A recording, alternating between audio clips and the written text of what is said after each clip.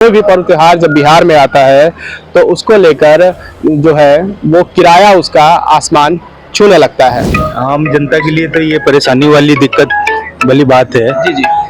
क्योंकि prices high होना और तीज त्योहार का जो समय होता है तो मूवमेंट्स जो है वो काफ़ी रहता है, लोगों का आना जाना जो है उसमें काफ़ी रहता है और उसमें जो है ये फेयर जो है काफ़ी बढ़ जाता है, जिसकी वजह से आम जनता को काफ़ी परेशानी होती है। जो भी रिलेवेंट डिपार्टमेंट है इसको देखना चाहिए और इसको जो है फेयर ऐसा रखें ताकि जो है आम जनता को कोई परेशानी ना हो। इंडिगो की फ्लाइट है हिंडन एयरपोर्ट से पटना के लिए लगभग 10,000 रुपये।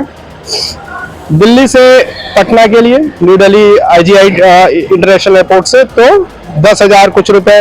और अगर आप ले ओवर फ्लाइट, ये नॉन स्टॉप फ्लाइट का आपको हम फेयर बता रहे हैं जो कि टाइम के साथ साथ जो है जिस हिसाब से वो बढ़ता जा रहा है। नमस्कार, मैं प्रणय सिन्हा और आप देख रहे हैं सर बिहार। अभी हम मौजूद हैं पटना के जयप्रकाश नारायण इंटरनेशनल एयरपोर्ट पे और आपको बता दें कि होली का पर्व जो है वो आ गया है। और खासकर बात करें तो बिहार में जब भी कोई त्योहार आता है, होली, दिवाली, दशहरा, छठ, तब बाहर में जो लोग काम करते हैं अलग अलग राज्यों में रहकर, अलग अलग शहरों में रहकर, जब वो बिहार लौटते हैं तो उन्हें जो सबसे बड़ी दिक्कत का जो सामना करना पड़ता है वो होता है ट्रेन, फ्लाइट, बसेस के किरायों को लेकर। किराया जो है वो आसमान छूने लगता है।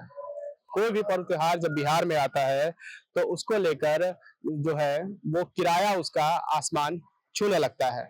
आपको बता दें कि जिस तरह से फ्लाइट्स का किराया दिन ब दिन महंगा होता जा रहा है, जैसे ही पर्व त्योहार नजदीक आ रहे हैं उसको लेकर, और आपको दिखाएंगे कि किस तरह से किराया अपने उच्चतम स्तर पर पहुंच चुका है। आज का तारीख आपको बता दें कि आज 1 मार्च है और महज 2 दिन बाद होली का त्योहार जो है वो है। और हम कैमरा पर्सन को बोलेंगे कि जरा दिखाइए कि अगर हम दिल्ली से पटना के लिए अगर कोई पर्सन जो है 2 मार्च का फ्लाइट बुक करते हैं और अगर हम यहाँ पे सर्च फ्लाइट करें तो आप देख सकते हैं इंडिगो की फ्लाइट है हिंडन एयरपोर्ट से पटना के लिए लगभग 10,000 रुपए। दिल्ली से पटना के लिए new Delhi IGI international airport से तो 10,000 कुछ रुपए। और अगर आप ले ओवर फ्लाइट, ये नॉन स्टॉप फ्लाइट का आपको हम फेयर बता रहे हैं जो कि टाइम के साथ साथ जो है जिस हिसाब से वो बढ़ता जा रहा है। आप अगर एयर इंडिया की बात करें तो लगभग 13,000 रुपए तक का फ्लाइट का फेयर है।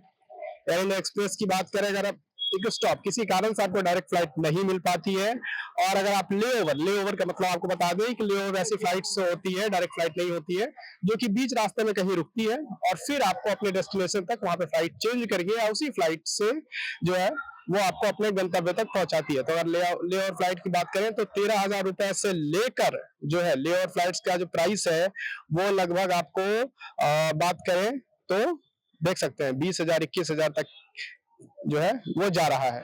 तो इस तरह से फ्लाइट का, उसके बाद सिर्फ दिल्ली की ही बात नहीं करते हैं, दिल्ली के अलावा जो है अगर आप मुंबई रहते हैं और मुंबई से अगर आप पटना लौटने की सोच रहे हैं तो आप देख सकते हैं कि मुंबई से पटना अगर आप 2 तारीख को कल की अगर फ्लाइट लेते हैं तो आपको कुछ इस तरह का, अगर डायरेक्ट फ्लाइट आप लेते हैं इंडिगो की तो लगभग आपको 12 से 13,000 रुपए के आसपास आपको पे करना पड़ेगा। लेकिन आपको इसमें एक और मजेदार चीज हम दिखाएंगे कि अगर आप डायरेक्ट फ्लाइट ना लेकर ले ओवर लेते हैं तो लगभग प्राइस आपको 13-14,000 के आसपास पड़ेगा। और अगर आप महज 2 दिन बाद होली के, अभी आपको 12,000, 13,000, 14,000 तक हमने आपको फेयर दिखाया, लेकिन महज 2 से 3 दिन बाद जो है वो आपको 9,000 रुपए फ्लाइट, यानी 4 से 5,000 रुपए यहाँ पे महज 1 दिन बाद जो है वो कम जा रहा है। 2 दिन बाद वो फ्लाइट का किराया कम जा रहा है क्योंकि उस दिन पैसेंजर शायद फ्लाइट्स को नहीं मिल रहा है। यही हाल कुछ इस तरह से बिहार के अलग अलग बिहार में आने वाली अलग अलग स्टेट्स की जो फ्लाइट है, चाहे वो मुंबई हो, हैदराबाद हो, दिल्ली हो, बेंगलुरु हो, प्राइस जो है इसी तरह से बढ़ता जा रहा है। कल हमने आपको खबरों में दिखाया था कि जो लोग फ्लाइट अफोर्ड नहीं कर सकते हैं वो ट्रेन में किस तरह से आते हैं, हमने आपको अपने खबरों में दिखाया था। यहाँ पे कुछ पैसेंजर्स भी हैं, उनसे भी हम बातचीत करेंगे और जानेंगे कि क्या असर होता है उनकी जेब पर जब फ्लाइट का किराया, आमतौर पे बात करें तो पटना से दिल्ली का किराया या दिल्ली से पटना का किराया लगभग 5,000 रुपए, थोड़ा बहुत ऊपर नीचे होता है। लेकिन जब पर्व त्योहार का समय आता है, जब पर्व आता है तो यही किराया जो है 10,000 12,000 रुपए तक, जैसा कि हमने आपको दिखाया, वहां तक पहुंच जाता है। कुछ लोग भी यहाँ पे बैठे हैं, उनसे भी हम बात करने का प्रयास करेंगे और आपको बताएंगे कि किस तरह से लोगों को जो प्राइस यहाँ पे बढ़ता है उसका सामना करना पड़ता है। तो आइए चलते हैं, बात करते हैं। तो कुछ लोग हैं जिनसे हम बातचीत करेंगे। सर, जैसे ही पर्व त्योहार का समय आता है, प्राइसेस फ्लाइट्स के काफी हाई हो जाते हैं, तो आप लोग किस तरह से इसको फेस करते हैं? आम जनता के लिए तो ये परेशानी वाली दिक्कत वाली बात है, जी जी। क्योंकि प्राइसेस हाई होना और तीज त्योहार का जो समय होता है तो मूवमेंट्स जो है वो काफी रहता है, लोगों का आना जाना जो है उसमें काफी रहता है, और उसमें जो है ये फेयर जो है काफी बढ़ जाता है, जिसकी वजह से आम जनता को काफी परेशानी होती है। उसके ऊपर जो है दुगुना तिगुना हो जाता है। बिल्कुल ठीक बात है आपकी। इसके ऊपर जो है जरूर ध्यान देना चाहिए, जो है जो भी रिलेवेंट डिपार्टमेंट है इसको देखना चाहिए और इसको जो है फेयर ऐसा रखें ताकि जो है आम जनता को कोई परेशानी ना हो। मैम, आप कुछ कहना चाहेंगी? बस बोल दी। बोलिए। तो मतलब जो फ्लाइट डिपार्टमेंट के लोग हैं या जो ऑपरेट कर रहे हैं, जो कंपनीज ऑपरेट कर रही हैं, उनको इस पे ध्यान देना चाहिए। और आपको क्या लगता है कि इतना ज्यादा जो फेयर बढ़ जा रहा है, ये सही है? नहीं, सही तो नहीं है। सही नहीं आम जनता के लिए तो परेशानी है, बहुत मुश्किल हो बहुत जाती मुश्किल हो जाती है। है। तो देखा आपने कि जो है पैसेंजर्स भी जो यहाँ पे ट्रैवल कर रहे हैं, जो कहीं जाने वाले हैं या जो कहीं से जो है कहीं से लौट रहे हैं, किस तरह से जो है अपनी समस्याओं को बता रहे हैं कि जिस तरह से जो फ्लाइट्स का किराया बढ़ जा रहा है, उसको लेकर जो कॉमन लोग हैं, जो आम जनता है, जो मिडिल क्लास फैमिली है, उसके जेब पे कितना असर पड़ता है। लोगों को जो है दुगना तिगना जो है फेयर देना पड़ता है।